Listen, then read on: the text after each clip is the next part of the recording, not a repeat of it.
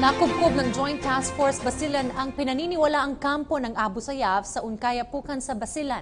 Dito na-recover ang mga dekalibring armas at kagamitan ng dinukot nilang Vietnamese seaman na nai-rescue ng mga militar noong Biyernes. Nakipagtulungan naman ang mga sumukong miyembro ng ASG para matugis ng iba pang miyembro ng teroristang grupo. May ulat si Eunice Samonte.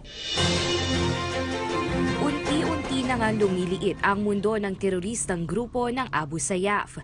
Patunay nga dyan itong Biyernes, isa na namang kampo ng Abu Sayyaf sa Unkayapukan, Basilan ang na-recover ng Joint Task Force Basilan sa ilalim ng pamumuno ni Colonel Juvimax Uy. Ayon sa impormasyon ng JTF Basilan, nakubkob ang pinagtataguan ni Abu Sayyaf sub-leaders Furuji Indama at ASG Radsmil Hanatul sa pangunguna ng Task Group Hunter ng 4th Special Forces Battalion at 9th Scout Ranger Company.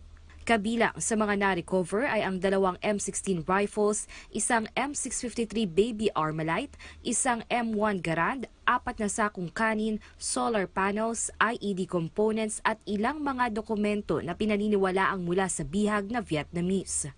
Ang nasabing raid ay isinagawa matapos ang ilang airstrikes at artillery fires sa Basilan sa pangunguna ng Philippine Air Force 3rd Air Division at Army's 8th Field Artillery Battalion.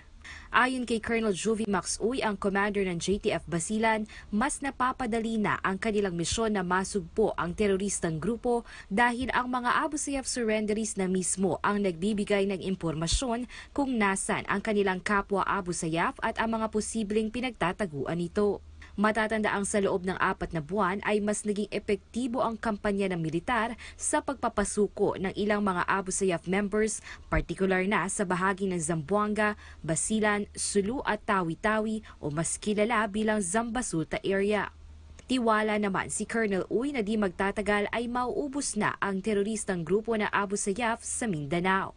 Dagdag pa ni Colonel Uy, di magtatagal ay matitigil na rin ang paghahasik ng terorismo ng mga Abu Sayyaf sa Mindanao, partikular na dito sa Basilan.